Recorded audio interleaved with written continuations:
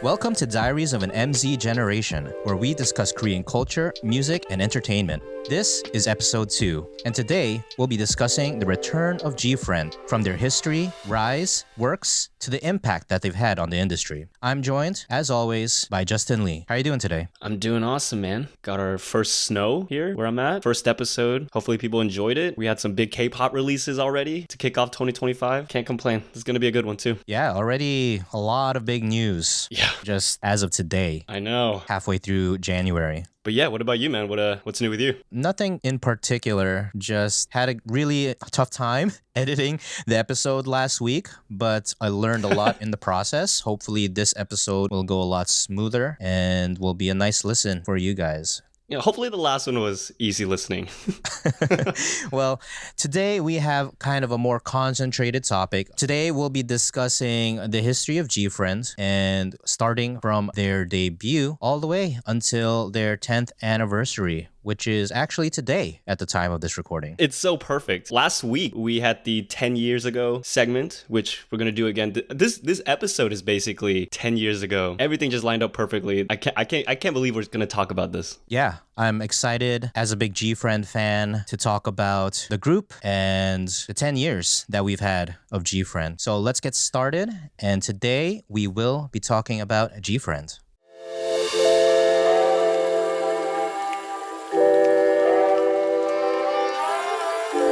So GFRIEND debuted on January 16 in 2015, which is exactly 10 years ago today, actually. Today we're recording on Thursday, January 16th, and they debuted with the song Glass Bead. So GFRIEND, or 여자친구, consists of 6 members: Sowon, or Kim So-jung, Yerin, or Jung Yerin, Euna, or Jung Eun-bi, Yuju, or Chae Yuna, Shinbi, Hwang Eun-bi, and finally the maknae, Eumji, Kim Ye-won. 6 members in 2015. So officially, their release was on January 15th. That's when Glass Bead actually came out. But their first performance was on January 16th. Tell me what you thought about the debut when you first heard it. Okay, we're gonna start off hot. I'm gonna surprise you. I'm gonna be honest. GFRIEND's debut with Glass Bead did not necessarily grab my attention that much. If I put myself back in my 2015 mindset, it's a new girl group. Their name GFRIEND, I was already a little hesitant about that. The concept came off very fresh feeling. It wasn't cutesy, but it just wasn't something that stood out to me at that time. You got to remember, if we look back a year before that, Mamamoo just debuted and they were a little different. I remember being captivated by how much fun it felt like they were having on stage. Red Velvet, of course, just debuted. They were so different. Their music was very unique from what we were getting in the industry at that time. They had members that caught my eye: Wendy, Seulgi. When GFRIEND debuted, I felt like it was closer to things we've already seen. It's just another cute-ish girl group. I wasn't that intrigued to dive in further. Honestly, what I remember most was that people thought Shinbi looked like Jessica Jung from Girls' Generation. And for me, I think that might be what I took away most from their initial debut. Okay, yeah, I mean, that was a relatively common perception, I believe. I don't remember what the general perception of them was. Again, because I wasn't that intrigued. What about you? So what was your impression? Well, first of all, you had mentioned the name, and I 100% agree. Because really? Okay. I already knew before they debuted their name. Yeah. And I was not looking forward to it. There was already a K-pop boy group called Boyfriend. Boyfriend? Yes. And no matter what music they had, which I did listen, they were a Starship boy group. Yes. Which debuted after Sistar. But just because of the name, I couldn't get into their music. I know exactly what you mean. You know what? If I was honest with myself, I do think I like a couple of their songs. I could not get into Boyfriend because of their name. I feel like.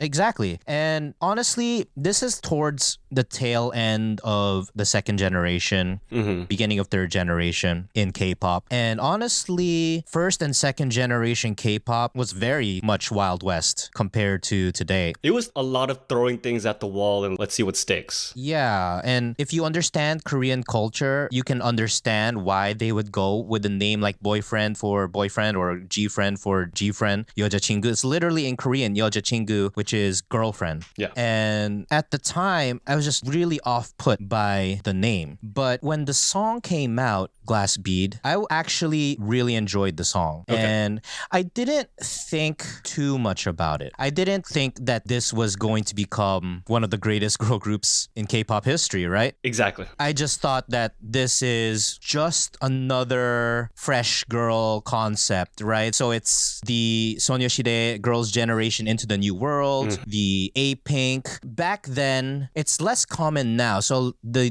common concept that girl groups debut on today is a girl crush type of concept. Yeah. But in first gen, second gen, and even a little bit into third gen, a lot of the girl group debuts were these fresh type of fairy-like concepts. Exactly. That's why I feel like it was I don't want to say a backtrack. It's not really giving anything new. So I was like, oh, it's just another group. Their name's GFRIEND. Okay. Yeah, and to be frank, they debuted under Source Music, which wasn't a large agency. No. Very small. They literally just failed with another girl group, and they were not completely sure, but I'm pretty sure they were on the verge of bankruptcy. I think they were like almost out of business. And it was just their debut was not something that came with a lot of fanfare. Okay. I guess it wasn't just me then. No, definitely not. And when you watch their performances though, you can see that there's something there. Back then, the budget was so low. Their performance costumes, like their outfits, were just very simple, right? But that's Very also, simple. I guess, part of the concept. Yeah, it was fresh feeling. Exactly. But it was definitely low budget, right? You know what's funny? You say there was something. Looking back on it 10 years later, I feel like everything we like about GFRIEND is in that debut. It is. Yeah, 100%. everything we like or that makes them special, it's in that debut. And we overlooked it because everything that you just brought up. But what it is the full body of work that gives that debut an even stronger impact. Exactly, yep. Because although the song production was a simpler song, it did kickstart a lot of concepts and ideas that GFRIEND ended up taking off with and has kind of put them in a unique position in the industry. And we'll talk more about it as we go through their history. But the initial feeling for me is very similar to Justin, which is, well, actually, I guess Justin kind of had a not that amazing opinion on it. But for me, I liked the song. I had friends who really liked the song. And I thought it was, for what it was, a really good debut. Yeah. All things considered. It wasn't super standout, but again, with the performances that they had, it was interesting. And early day GFRIEND was so fresh, not just in terms of concept, but also the girls themselves. They were already late teens, early 20s, Yeah. but they had that feeling of, while they were technically trainees in a K-pop system, they didn't have that professional polish as far as live performances go. But as far as dancing goes, they were really impressive already from the beginning. Which would be something that would set them apart later on. Right, exactly. So after the Glass Bead debut in January 2015, again, I would feel that Justin and I are kind of the typical reaction. I can't say for sure it was 10 years ago. I can't exactly remember how the sentiment was, especially amongst the Korean population. I mean, the internet was developed then, but it's not as developed as it is now. The social media was just not the same. Yeah. And the streaming, the charts, it was just a whole different beast back then. Again, it was the tail end of second generation, beginning of third generation. But in July of 2015, I was actually in Korea when it happened. Really? Yeah, they came out with their second song, 오늘부터 우리는, which literally translated means from today we are. But in English, the title that most people recognize internationally is Me Gustas Tu, which is, I think in Spanish, I want you. Yeah, I like you, I want you, I love you. Yeah, exactly. So another fresh sounding song. When you heard this song, did your opinion change at all? Ellis, there's a saying, it's called winning cures everything. Okay, so when a team starts winning, the locker room problems, they don't seem to matter as much. When a movie is really good, you're willing to overlook dodgy CGI. In my opinion, Me Gustas 2 was a huge win. I take everything back I thought or didn't think about the group. The name GFRIEND,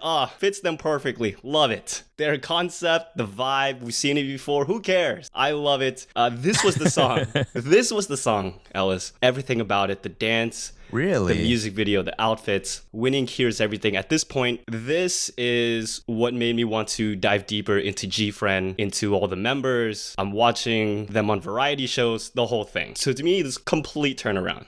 Yeah, and as far as production level goes, as far as budget level goes, the performances, it's really more of the same. Yeah, it's not that different. Yeah, it's a continuation off of Glass Bead. And their debut was essentially a trilogy, which they called it the School Trilogy, from Glass Bead to Me Gustas 2, leading into Rough, which would be their third single. But there was a standout moment with Me Gustas 2. Again, I was in Korea when it came out, and during that time, I actually heard Me Gustas 2 everywhere. I was staying at a place which was across from a school, and during lunchtime or whenever they go outside for activities, I would hear them playing that song. That is so interesting. Which was really interesting to me, and that may have been part of the reason why I enjoy the song so much, is kind of associating it with my time in Korea. Okay. But there was a moment with this song in September of 2015. I was already back home by that point. Okay. And a viral performance for GFRIEND took place. And this performance is so viral that I think people still talk about it today, 10 years later.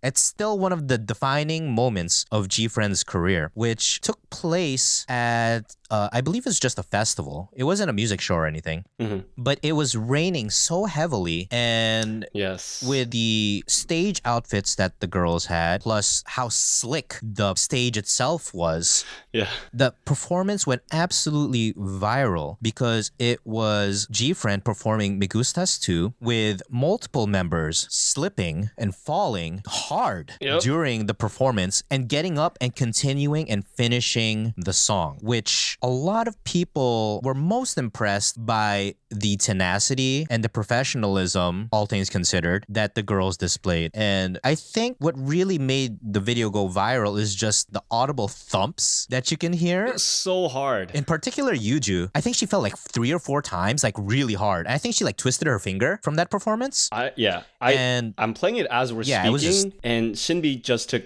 such a hard. It's not one fall. A lot of performances. I remember Sister had a performance where Boris slipped. You know, that was one fall and it was a very memorable moment. This performance, multiple slips, hard falls, and they still get up and they're performing as if nothing happened. Yeah, there's a lot of actually legendary performances in the rain in history, particularly with second and third gen. But I'm sure there's some recent ones as well. I can't think of right now, but I do remember there were some recent ones, but nothing compared to the level of how crazy this particular performance was. It was like a sudden shower, ridiculous amount of rain. The stage itself was completely wet. You can see like why the girls would be slipping and sliding all over the place. And to get up after those hard falls and finish the performance, I think really impressed a lot of viewers and listeners. Yeah, it's interesting. It's kind of hard to watch. It's kind of hard to watch, to be honest. It's kind of hard to watch. It is, yeah. It's kind of hard. But that performance combined with the quality of music that they were putting out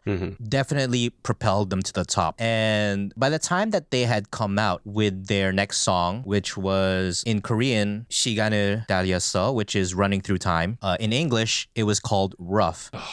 Man. They had a noticeable increase in budget and production level. So that came out in January of 2016, which was just a year later. But already from the music video to the outfits, just a huge change compared to the first 2 songs. Well, the tone of Rough is, it still has that GFRIEND DNA, but the tone of it is actually very different from the last 2.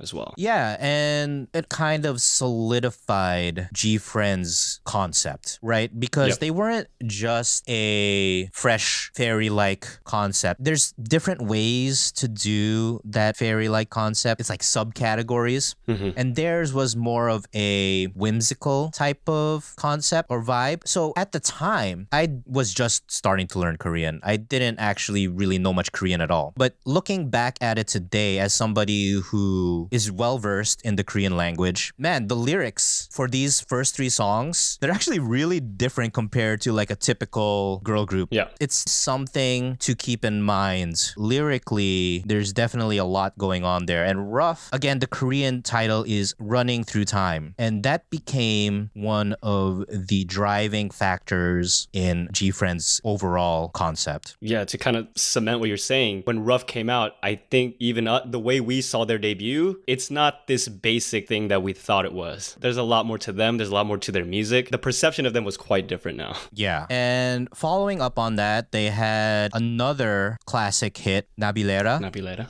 In Korean, the title is No 그리고 나, which is you and I. Mm-hmm. So again, this continues the concept of GFRIEND, but by the time this song had come out, they were a top 5, possibly top 3 girl group in the industry. And leading up to Fingertip in March of 2017, GFRIEND had become a household name. Everybody in Korea, I don't want to talk in extremes, so the vast majority of people in Korea knew who GFRIEND was and had a positive perception of them. So there's one thing I always go back to that demonstrates that point. It was a KBS show, I don't know if you remember this, where JYP's new girl group, Twice, SM's new girl group, Red Velvet, IOI, who just came out of this crazy successful new survival program, Produce 101, and GFRIEND all came together and they performed Into the New World by Girls' Generation, which is like a rite of passage for girl groups. To me, when I saw that, if you look at all the other groups that were included in that big 3 huge survival program, and then you got GFRIEND who's in Source Music, I think that clearly showcased the level they were already perceived to be on. Yeah, 100%. And again, this is this tiny entertainment label, Source Music, almost bankrupt, suddenly propelled to the top of the industry because of GFRIEND and their performance. And honestly, for me, I was not really, at the time, a big GFRIEND fan. I was not that big of a fan of Fingertip. Yeah. Navilera, even today, honestly, Navilera, it didn't hit me how good it was until like 2019 or 2020, really. Oh, okay. When I started learning more Korean. Because the sound at the time, when you don't know Korean, sure, you can just look up the translations, but for the most part, you're just going off of sound. Yeah. And personally, for me, after the success of their big school trilogy, to go into Navilera and Fingertip, I was personally disappointed. Oh, okay. But regardless of my personal opinions, I was still very hyped for GFRIEND because I'm the type of person who appreciates the hard work and effort and music when it comes to K-pop. So I understand that there's the big 3, or in this case, now it's the big 4, where they just have a ton of budget and they can just dump a lot of money into something and it gets big, right? But I'm a big believer that talent and music supersedes everything. No matter how much money you put into something, if there's no talent, if the music's not good, it's not gonna be successful in the long run. 100%. But GFRIEND was kind of the epitome of showing that regardless of where you came from or what company you're under, if you are incredibly hardworking, if you have the talent and the music, anybody could be successful to that level. And that's something that I really appreciated about GFRIEND, even though they weren't, I don't even know if they were in my top 10 girl groups at the time. Yeah. Definitely not in my top 5. One of the greatest displays of their hard work is how they were recognized throughout the industry for what became a term in K-pop, which is knife-like performances. So knife-like performances, it just means that it's so sharp. If you drop a piece of paper onto a knife, it will get cut in half. Like, it's just so sharp, their performances. And that's something that GFRIEND pretty much could hang their hat on. That was one of the defining characteristics of GFRIEND's career. And they didn't necessarily have the most intricate or difficult choreographies, but they had it down so well. You could tell that they must have practiced hours upon hours for perfection, because whenever they would have their lines and their formations, it was so clean. Their movements with their arms and their legs and transitioning from location to location, it was so synchronized that I remember on a show, they became really popular from Weekly Idol, showcasing these displays. They actually became test subjects, I guess, which ended up taking off some segments that are popular today on Weekly Idol. I guess they still do it, but not as frequently. But the 2x speed, where they danced to their song at 2 times the speed, became a thing because of GFRIEND. They were so successful at it that it made it a challenge. Essentially, that was the challenge back then, 10 years ago. They were the first group to do that on Weekly Idol, and it became a huge thing. I don't think they've ever failed a 2x speed dance. That also led into, so Weekly Idol also had a segment. They started a segment with the random play dance. It's not the random play dance that most K-pop fans are familiar with today, where a bunch of fans are in the same area and then there's somebody playing music and then they'll just play random songs and whoever knows the songs will go in and dance to that song. That's kind of the random play dance that most people know today. But the Weekly Idol random play dance was more of a promotional feature where the guests that they had on, they would play different parts of any song that they promoted on the show. And the guests would need to be able to perform that part of the dance to win food. Yeah. In most cases. Like jump right into whatever it plays, basically. Right. Yeah. So that was too easy for GFRIEND. They thought it was too easy for GFRIEND, so they turned it into a 2x speed random play dance where it was the same segment. They would randomly play different songs that they promoted, but they would change the speed of the song as well during the entire segment. And they were still successful at that, which was crazy to me. I mean, GFRIEND is just a lot of attention to detail, which is something that I appreciate as a photographer, as a creative. You know, what they say is like the devil is in the details. Yeah. And that's definitely something that GFRIEND became known for. Yeah, I think it's incredible the way they made random play dance and 2 times speed, things like that. They made it their own. They took it to the next level. They're the ones that changed it to where those concepts, those things became harder and harder to keep up with them. GFRIEND made this fun dance segment to watch into a showcase of their skills, how meticulously they prepared when it came to performing. Like you said, I didn't even know this was a term that was created for them, knife-like. Absolute precision and GFRIEND go hand in hand. It's funny that this is what they're remembered for, you know, at this point in time. But like we said, everything they are known for and they're loved for, it was in that initial debut. Everything you said, the dancing,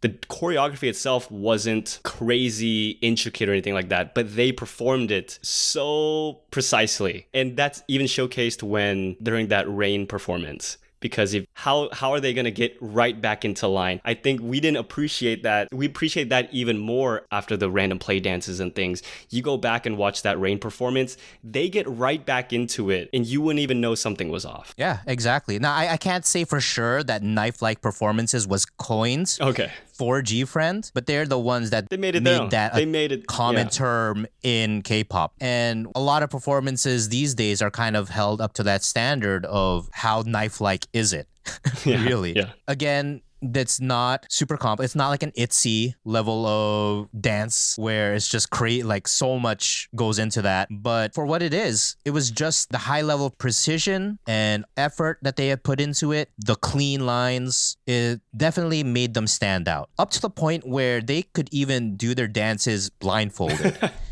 Oh my God. There's actually videos out there of them doing songs blindfolded, all the way from Me Gustas too. Yeah. If you're familiar with that choreography, there's a lot of choreography where they're going back and forth or intersecting within each other. Yes, especially Me Gustas too. They're doing that blindfolded. Yeah. So I remember during the show called Knowing Brothers, 아는 형님, one of the challenges, they had an episode where they had a bunch of girl groups come on, like 2 members from each girl group. And one of the challenges was, hey, do this dance blindfolded. And one of the girl groups that was there, Uju Sonya or WJSN Cosmic Girls, they're actually like one of my favorite groups too. Yeah. And they were there. It was, I believe, Subin and Dayoung. And they had to do, I believe it was actually a Chokomi song. And they had to do it blindfolded. It was just a mess. Complete mess. They couldn't do anything.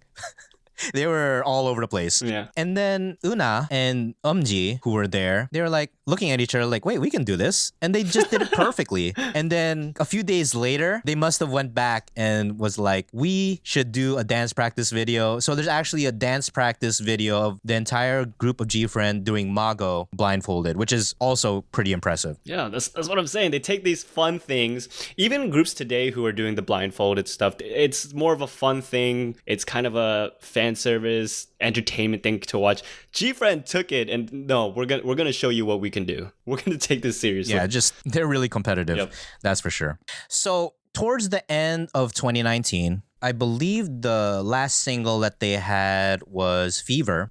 Source Music was acquired by the company that we now know today as HYBE. So back then, or still I guess, the CEO of Source and Bang Si-hyuk, I guess he's the CEO of HYBE, were friends. They're friends, right? Yeah. And HYBE had just taken off, not just taken off, they were progressing with BTS, and after... They were taking off to another level. After they had taken off, but after 2017, they had been propelled into past the Milky Way. They were outside of our universe. They were not like just a K-pop label. They were an international music label. Yeah, it was an absolute behemoth at that point. And Source Music, not a large company, right? Yeah. I believe what they were saying back then at the time when HYBE acquired Source was that Bang Si-hyuk was doing his friend a favor, right? He buys the company, gives him some money, a lot of money, and that was that, right? Yeah. I mean, back then, that's what it looked like. In hindsight, now we know Source Music had trainee talent that was very important for the future of HYBE.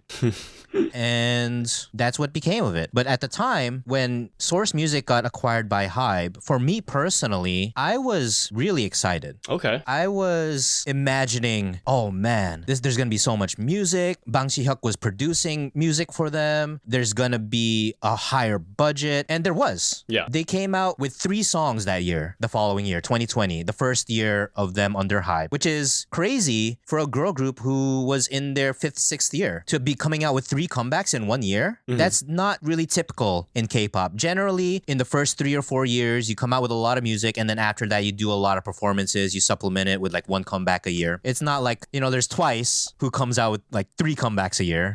That's very atypical. This is not typical, right? So they came out with 3 songs, very high production value, very high budget music videos, amazing outfits, great choreography, Crossroads, Apple, and Mago. It was the new trilogy. It was the HYBE trilogy officially. Yeah. Where similar feeling in lyrics, different concept in visual. Very different. At the time, for me personally, I was in love with the change, the increase in production value. They were pumping out so much content on their YouTube channel. They were appearing on shows. You couldn't go wrong. I was so happy as a buddy. So GFriend's, I can't believe we got this far without talking about it. So GFriend's fandom is called Buddy. And for me, that was really what propelled GFriend for me. And my Korean was getting pretty good at that point. So that's when I started going back and really appreciating a lot of their older music as well. Yeah, I thought it was great. What were your thoughts on that? I don't remember exactly how I felt when we heard about HYBE acquiring them. And I think part of that is just because there's a lot of news I'm not just gonna react to right away. You never know what's gonna be good, what's gonna be bad. But another thing was 2019 was an insane year in K-pop, headline after headline, which I'm sure we will get to at some point. So I do remember, like you said, I thought it was gonna be a positive thing because they were gonna have a lot more resources to back up what you said, their talent, right? They had talent. That's what propelled them up to this point. And now they're going to have the resources to back up that talent. At the same time, I do understand the people who are hesitant. Number one, when a bigger company takes over a smaller company, they either change them completely or they let them keep doing what they're doing. So I know a lot of people were concerned that there was going to be a shift in their music, their image, their style. And there was.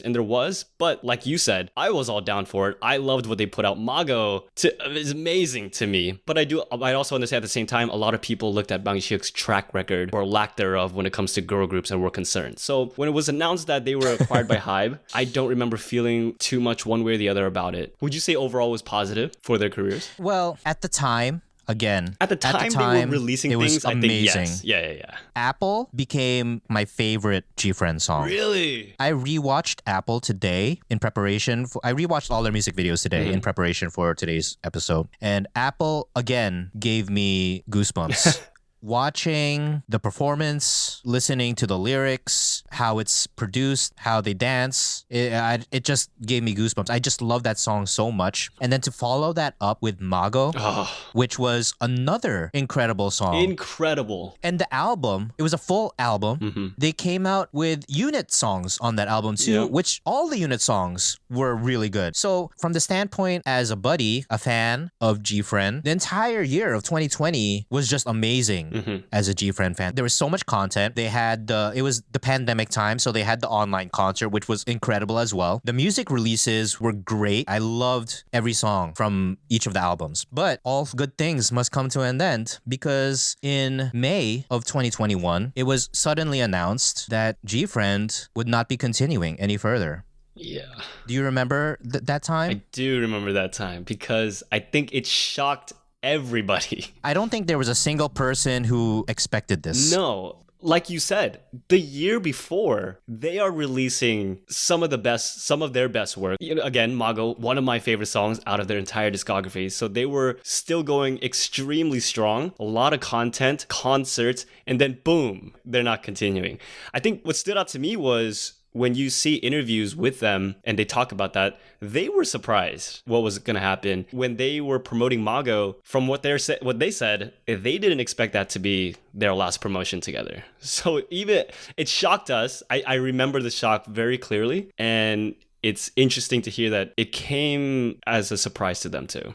There's a lot of reasons for the surprise, because HYBE has the shareholders presentation, and before the disbandment, I think towards the end of 2020, maybe beginning of 2021, GFRIEND was in their plans. That was presented during the shareholders presentation. And to suddenly disband just a few months later, after how incredible the 2020 run was just really shocking. And not only that, but it came to light that, so regularly in Korea, because of a specific law that ended slave type contracts that required trainees and idols to be signed under a company to not last longer than 7 years. Because before second gen, there were some contracts that were 10 years, 20 years. Yeah. Mainly SM Entertainment.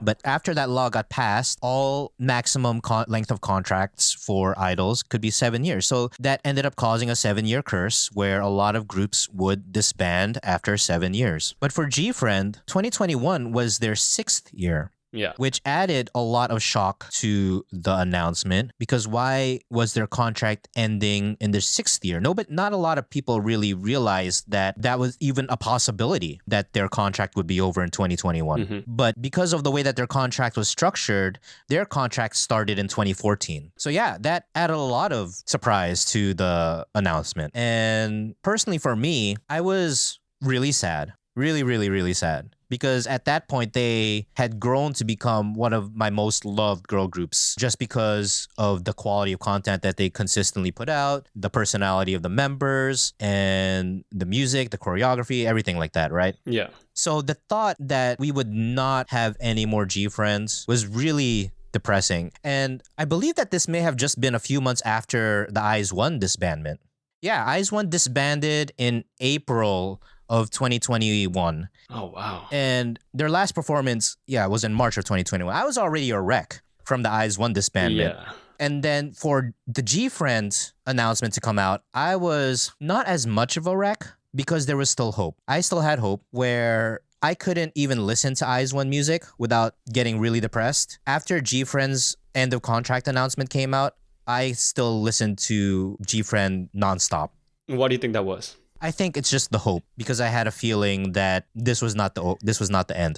It's so interesting you say you had hope, because one of the significant aspects of this was, so I believe their disbandment got announced in May. 2 months prior, people found out that Source Music filed the application for the trademark rights to GFRIEND, right? Yes. So I feel like it's interesting you said hope, because I feel like whatever hope we had of them properly reuniting, that would have been the nail in the coffin for any future GFRIEND promotions if it had went through. And you have to remember, it's a little more common these days, but GOT7 getting their rights from JYP after they left, iKON getting their trademarks from YG after they left, that was not a thing as recent as 2021. That was not a thing. So I felt like, to me, I didn't think we were ever going to see them, the 6 of them, together again. Wow. Yeah. That's really interesting, especially coming from your perspective as somebody who is really deep in the K-pop news. Yeah.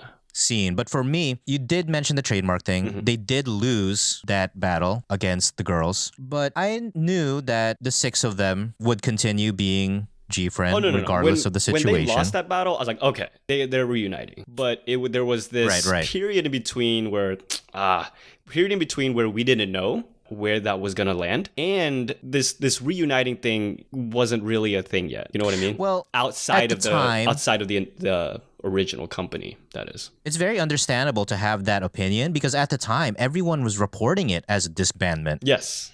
But the girls never actually said that they were disbanded. You're right. They said they think they will come together again. Well, I think officially they just said, I think even Source Music in their announcement said that this was the end of the road with buddies, something of that nature. Of course. But for me, personally, I had a feeling that because of the strength of the relationship between the girls, that there was going to be some way that they would have a reunion. Definitely not how it ended up happening. That's not what I had predicted at all. But I did have a feeling that they would reunite within 3 years from their disbandment. Really? It did end up being 4 years, but by the time July came around, I already felt that there was going to be a moment in time. So after their official end to their contract, after the sudden announcement, 3 of the girls went on their own ways. Soyeon started working as an actress. Yerin and Yuju had a solo career. And Una and the 2 youngest members, Shinbi and Umji, joined together to form the group that we know today as BBG, which in their own right has become pretty successful. Yeah. So I think a lot of that was already solidified just by my memory in like July or something, right? Like we already had an idea of what was going to be coming as a GFRIEND fan. Yeah. For me personally, nothing as good as GFRIEND, but acceptable.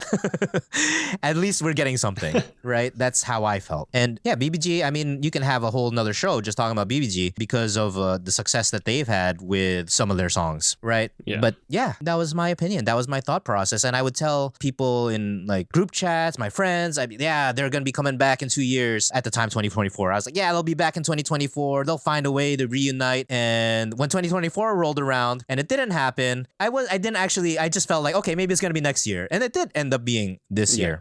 I think in 2023, that's when it was announced like all 17 trademark applications from Source was denied. I think at that point, it was like a sigh of relief. Like, okay, I don't know when it's going to happen. You had a better idea of when it was going to happen. I didn't know when it was going to happen. But at that point, I was like, it's going to happen. There's no way it doesn't happen. And 10 years is the perfect time for that. I had originally expected it. So they never announced this type of stuff, but I had imagined that BBG was a 3-year contract. Ended up being true. And I had imagined that BBG, after the BBG project was over, they reunited as GFRIEND, which it ended up BBG would re-sign for more BBG content, but they also did do the GFRIEND reunion. So it's win-win, honestly. But I did not expect them to come back to Source to do it. But the girls, as far as Source Music is concerned, had never said anything bad about Source Music itself, the company. So that's true. Realistically, it can be understood that the failure to re-sign under a new contract at the time had to do with HYBE, which, again, HYBE is a very large company.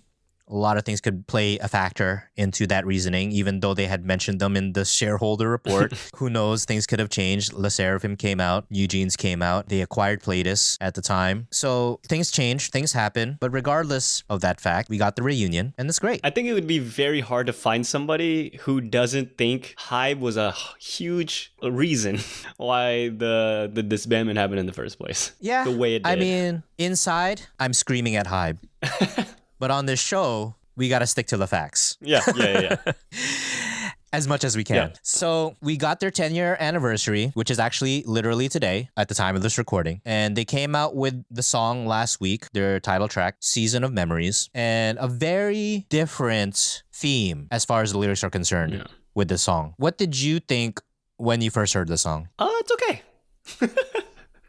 It's okay. As a song itself, it's got that GFRIEND DNA. It's not one of my favorites. The choreography is the performance, the music video. That's what kind of sells me on it. But the one thing this track, what it has over every other release and every other comeback, is that it's a 10-year reunion. A reunion at one point we didn't know if we were going to get. And you can't beat that kind of emotion attached to it. So it's not one of my top GFRIEND songs, but I'm watching the performances. I'm watching the music video. I'm listening to the songs. So what about you?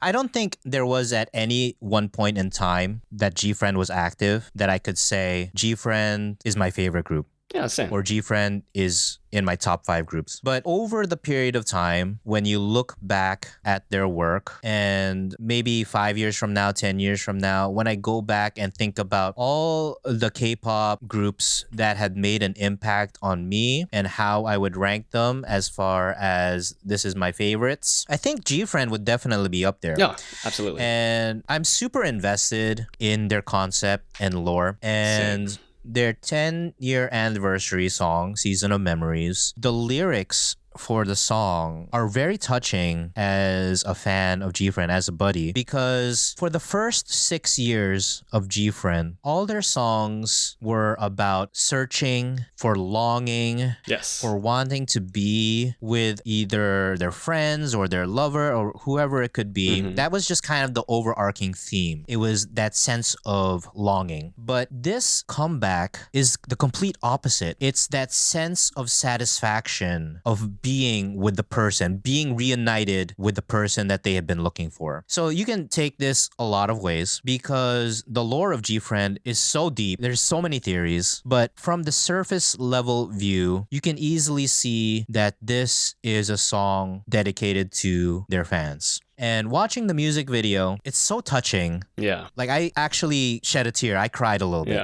watching the music video the first time. So for me, I really love everything about this 10-year anniversary, this reunion, this comeback. You made a good point. This song feels like when you take in everything from the past 10 years, especially the down times and when they were apart, and now this song comes off as closure. It's not as an abrupt, it's not the abrupt, oh, they're done. This is like, oh, that's a really good way to express how that feels when watching this. Exactly. And as far as what the future holds, who can say? I don't know. I'm not Nostradamus, right? Like, I did predict that they would have a reunion, but now that the reunion has happened, I don't actually have any idea what to expect coming. Are they going to release more music eventually? What else are they going to do? Yeah. What's exactly is their situation with Source and HYBE? I am not completely sure what that's going to entail. But as far as today, it's their 10-year anniversary. We can look back on GFRIEND, their success, their rise, their impact, what they've done for the industry.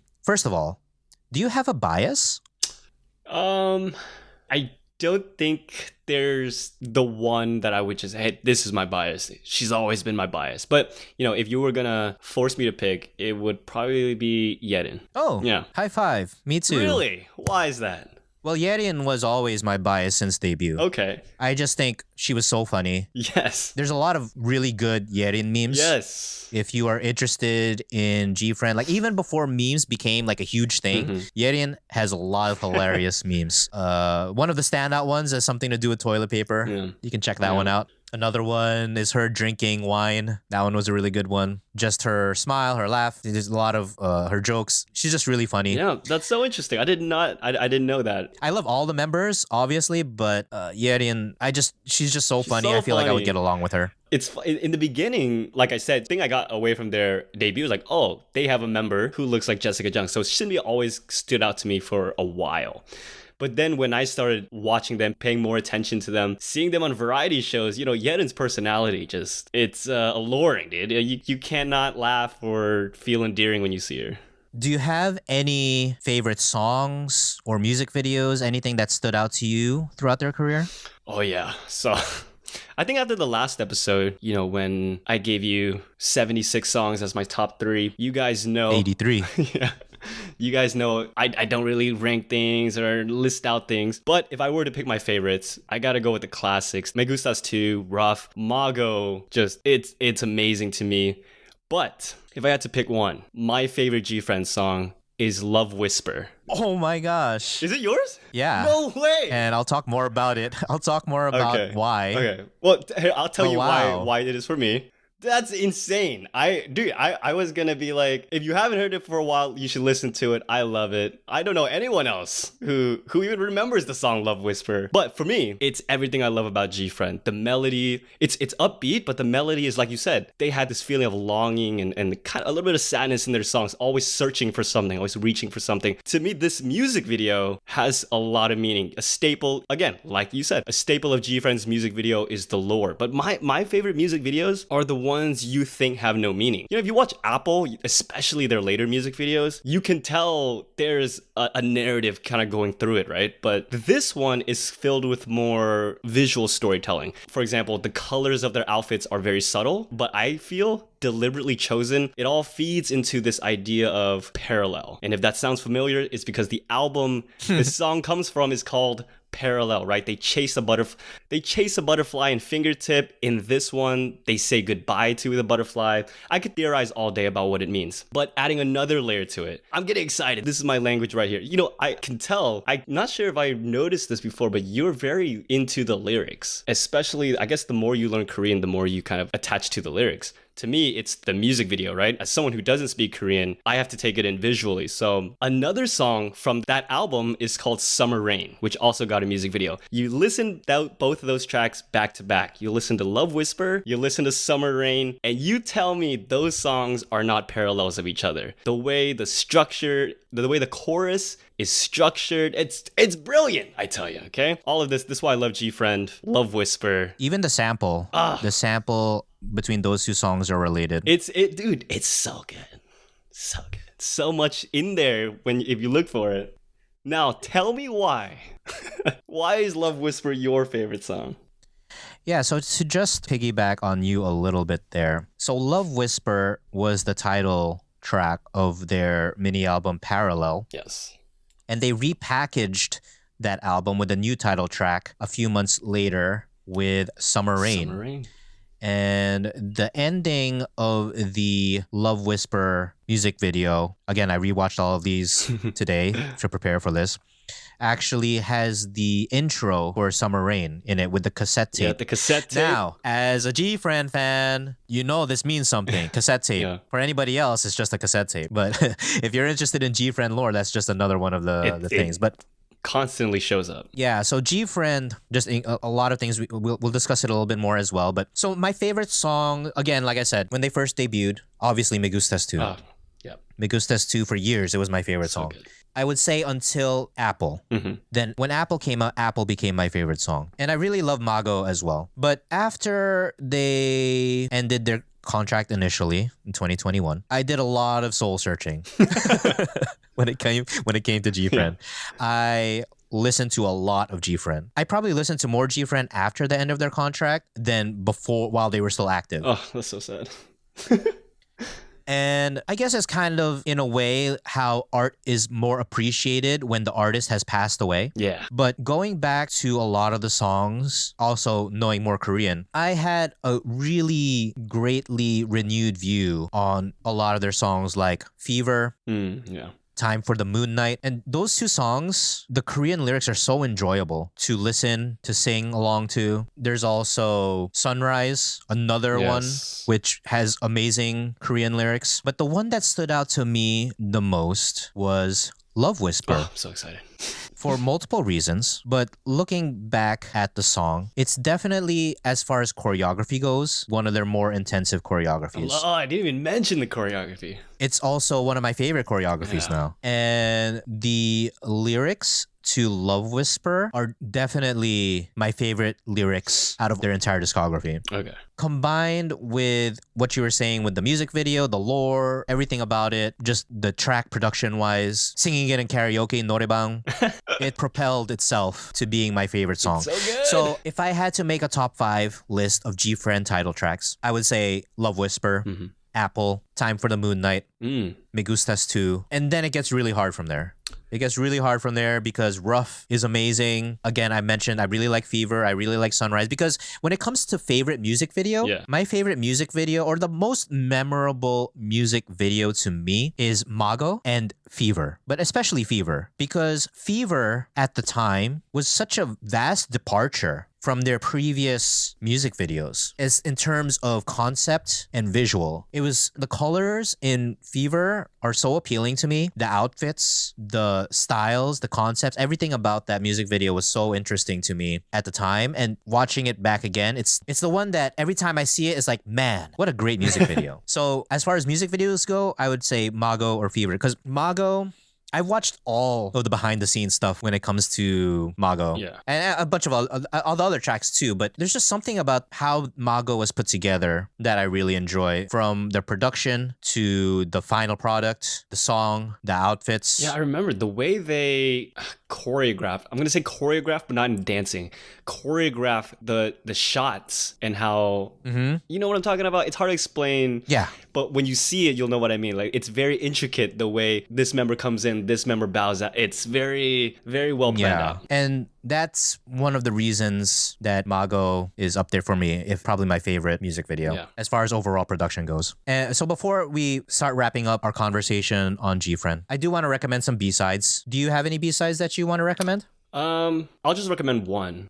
It's the one that kind of comes to mind when you talk about GFRIEND. To me, it's a song called Rainbow. Very GFRIEND sounding song, but this one has kind of a rock edge to it. Beautiful. Listen to it. So good. Yeah, so Rainbow, I think, came out on the repackaged album.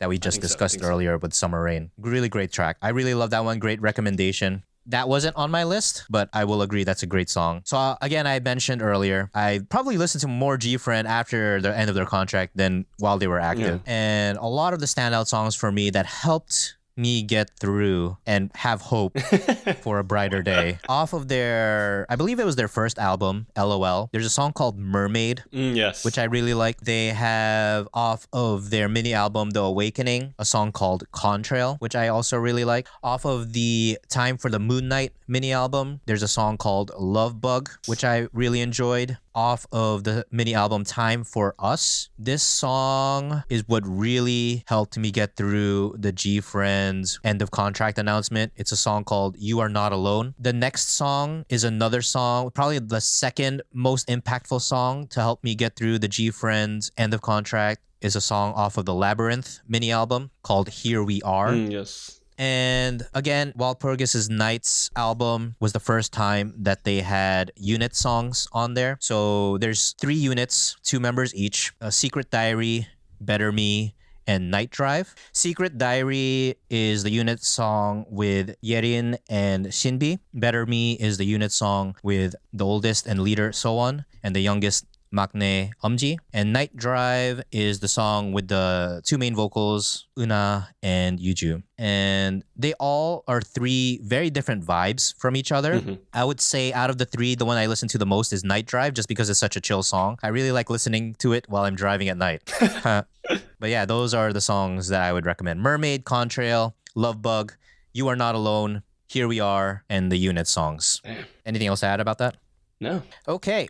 So finishing off with our GFRIEND discussion, I do want to summarize, like, if you are a GFRIEND fan or perhaps maybe are interested into getting GFRIEND after listening to this, dear listener, I would say not only is GFRIEND known for their knife-like performances, but also the fact that they were one of the first K-pop groups to have such an overall overarching concept and lore within their music. And it's not just the music videos, but again, we had briefly discussed their lyrics. There's a lot of world building and worldview, which is very popular in today's K-pop with groups like Luna, aespa, and HYBE. Yeah. But back then, it was like VIX and GFRIEND. there was not a lot of groups doing the whole worldview, lore, world building type of situation. And there's a lot of crazy theories out there. We could do a whole episode just on GFriend lore. Absolutely. Because there's the glass bead, there's the butterfly, there is the cassette tape, there's the train running through time, the clocks. Right? There's so many things to talk about with GFriend lore, but I think that was definitely one of the impactful things that GFriend has done in the industry is to create such a strong overall creative concept along with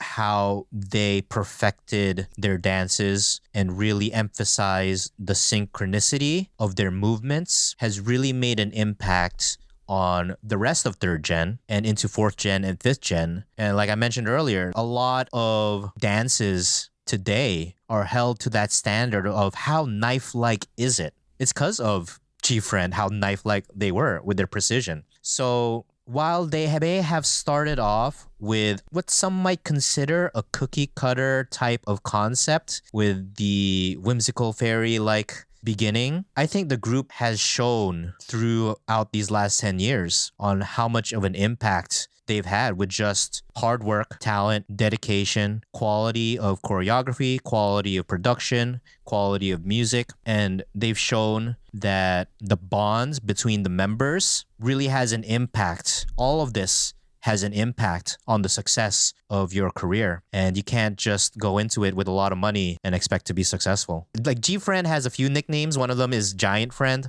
because they're all pretty tall. I think the shortest member, well, I know the shortest member is Una, and she's 5'4". The rest of them are either 5'5", 5'6", 5'7", 5'8". Yeah. So they were always known as a tall group. But another one of GFriend's nicknames is Godfriend. Yes. Just because of how well and how synchronized their performances were. That's not a term that gets attached to a lot of artists. Exactly. On one hand, you can have that. Yeah. You know, as we finish up our talk on GFriend, they really have had a great impact on the industry and definitely excited to see what's more to come. Hopefully this is not the end with their 10th anniversary, but definitely satisfied with the career that they've had. Yeah. You know what? How about you? You know what? If this was the end, that's okay with me. We got the closure that we wanted. And you know what? I love the music. I love the members. But what's also important to me is a group's relationship with one another. And especially after 7 years, they don't have to be together if they don't want to. They didn't need to do this if they didn't want to. And the fact that they wanted this and we got this after 10 years, I could not ask for more. And side note, shout out to Lil Uzi Vert. Huge buddy. I think. Yeah. Huge buddy. He supported them when they were GFriend. He supported them when they were no longer GFriend. And I hope he enjoyed their reunion as well. You know what? He's probably jumping for joy right now. 100%. And yeah, I mean, honestly, we could probably talk more. I could talk more about GFriend. There's a lot more to talk about, but I think that's a great way to end our conversation as far as their career is concerned today. I do want to note one other thing is there's a game series called Superstar, and GFriend has their own game, Superstar GFriend. There's a few other ones, Superstar JYP Nation, Superstar SM Town, Superstar, etc., etc. Even Stacy has one, right? Have you ever played the Superstar games? I have not. Never got into it. Yeah, so for the listeners who are not familiar, the Superstar games are a rhythm tap-based game, mobile, and GFriend is actually the one that got me into the Superstar rhythm game series. That cannot have been an easy one to get into.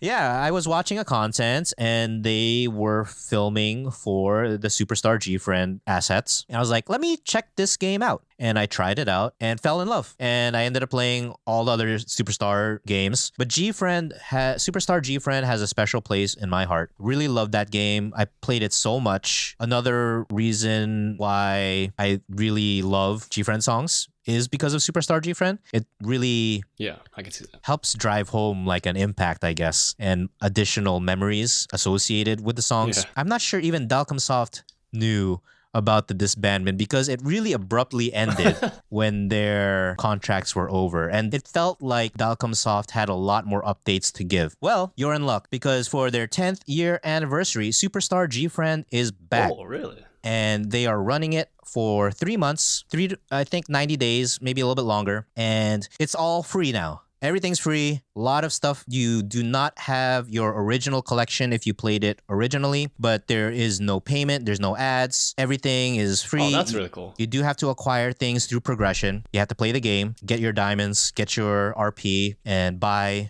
cards again and upgrade them again. But it's all free, and there are rewards associated with it. So if you are in Korea for their concert, although by the time you listen to this, it might be too late, they are giving away freebies. They're giving stuff away if you complete certain missions in the game. In addition, they are doing events in the game to give out Polaroids and things of that nature. Oh, wow. It may be too late by the time you listen to this episode for the first segment of events, but surely they will have more within these next 2 to 3 months. So if you are a fan of GFRIEND, if you are a fan of Superstar, maybe check it out. That's a little PSA because I didn't know it had been reopened until maybe like 3 or 4 days after it had already reopened. So in the case that you are a GFRIEND fan and you like the Superstar GFRIEND game, or maybe are interested in getting into the Superstar game, I would highly recommend you to check it out now that it's reopened for a few months. This is not sponsored. Ellis is just that passionate about it.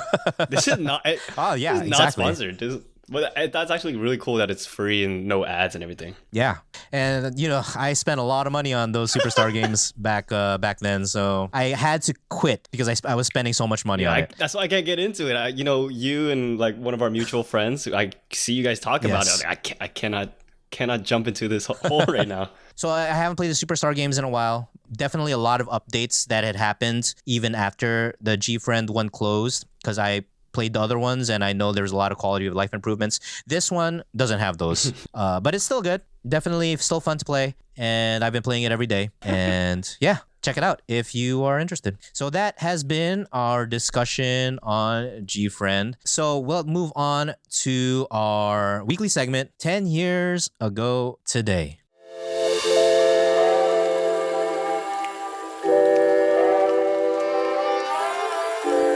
So we've already discussed the GFRIEND debut, which was literally exactly 10 years ago today. We devoted an entire episode on it, but there are a few other things that had happened 10 years ago. So we discussed Source Music and their almost bankruptcy. And the reason why they were almost bankrupt is because they had initially debuted a girl group, a co-production with Bang Si-hyuk called Glam. Glam. And 10 years ago today, Glam disbanded, actually on January 15th, 2015. Do you remember Glam? I do not. They were not on my radar. I obviously, we know Glam, right? But at the time, I don't know their song. I didn't know their songs. I didn't know. I still don't know their songs. I can't tell you how many members they had. I did not remember them. But I feel like the reason we know their name is because the failure of that group, for lack of a better, the failure was a domino for a lot of decisions that obviously affected GFRIEND and even groups today like LE SSERAFIM, New Jeans. For good or for bad, Glam's success or lack of it definitely played a part. And I think that's mostly the reason we know that name, the way it threads to things we know today. There are two iconic things associated with the girl group Glam. Okay. And sadly, it's nothing to do with the music. Okay, yeah. That's okay. That's what I thought. The first is that it is the most prominent failure of Bang Si-hyuk's career. Hitman Bang. I was a big fan of Hitman Bang from the early 2000s when he was working with JYP. 2 a.m. songs? Oh, through BTS, Yep. all the way up until HYBE. I am no longer a fan of Bang Si-hyuk. But it can be said that his greatest failure was Glam, and the fact that he could not produce a single popular girl group. So interesting. And that is what Glam is most known for, at least to international fans. The second most iconic thing that Glam is known for is for either one or two of the members trying to blackmail Lee Byung-hun, which was very prominent actor for those who don't know. Yeah, it was a great factor into the disbandment of Glam and their failure. But Lee Byung-hun, one of the most popular actors from Korea, you may have heard of a little drama called Squid Game, which is really big right now. He's in that. Yeah. He's the front man. That's him. They tried to blackmail him that did not work out for them. So that is what Glam is known for. And they disbanded 10 years ago today. And I believe one of the members, Dahi, got sentenced to 1 year in jail. I can't remember if it was associated with the blackmail, but... So I think I looked this up while I was looking up what happened 10 years ago today. And I believe she was sentenced to 2 years in prison. Okay. But Lee Byung-hun had requested that she be held to a 2-year suspension like a type of probation situation. Kind of oh, wow. But yeah, that's what happened. Okay. Another thing that happened about 10 years ago today was AOA. Ace of Angels had a song called Like a Cat. Sappin, Wow, Ace of Angels. I don't know if I've ever heard Ace of Angels that said out loud. You know what I mean? Like, if we're talking to friends or whatever, we're going to say AOA. Maybe I've read it, obviously, but I don't think I've ever heard someone say in my ears, Ace of Angels. Interesting. Oh, man. Ace of Angels, Sappin Sappin, Like a Cat, debuted on SiriusXM Satellite Radio on January 18th, 2015. Do you know about that? Yeah. When doing research, yes. It's such an interesting headline. You guys have to understand, K-pop artists these days, they're going on the Tonight Show, the Today Show, Alexa, Eric Nam, they're going on Kelly Clarkson. When groups come over here and tour, they go on the local news stations, they go on the local radio stations, where they're at the AMAs, the VMAs. There's K-pop categories in MTV Music Awards, things like that. This was not the case just 10 years ago.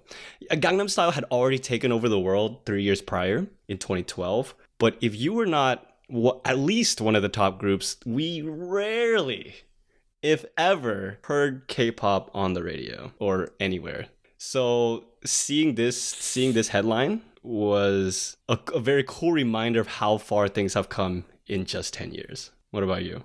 Yeah, I don't remember this at all. I actually had SiriusXM at the time, and I may have listened to this song on SiriusXM. Really? Was it just what was it? It still exists. It's satellite radio. It's just a radio that you can listen to anywhere that has the receiver. So it's like, okay. Yeah, so the person who actually played the song on the radio was Jenna Marbles. Yes. And she had a show, I guess, on SiriusXM. So I never actually listened to Jenna Marbles on SiriusXM, but she was, I believe, the first person to play it on there. That's kind of cool.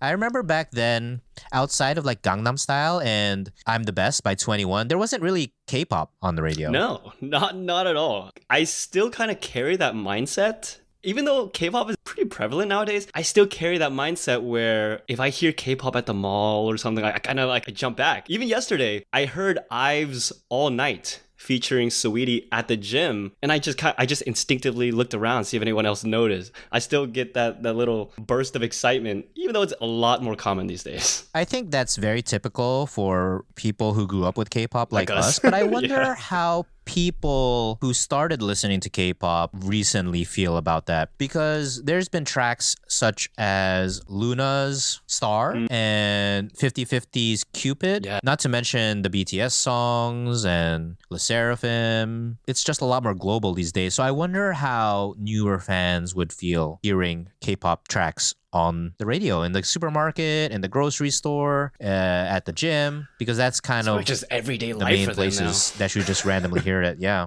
But okay, that was our segment for 10 years ago today. Any closing thoughts on today's episode? No, I feel like I'm going to go back and I'm just going to listen to some GFRIEND. Especially some of the B-sides that you mentioned. I think maybe half of those I don't remember or I just have not heard. So this it's actually making me a little emotional now, just thinking about the last 10 years. If you ever feel sad, listen to You Were Not Alone. Really love that song. Well, thank you again for joining me, Justin. Episode 2 in the books. Next week, we'll be back. But until then, this has been Diaries of an MZ Generation. Today is Thursday, January 16th, 2025. We have been your hosts, Ellis Tan and Justin Lee. This podcast is a part of the Selective Hearing Network and is produced by Selective Hearing. Edited by Ellis Tan and Greg Abesamis. We'll catch you on the next one.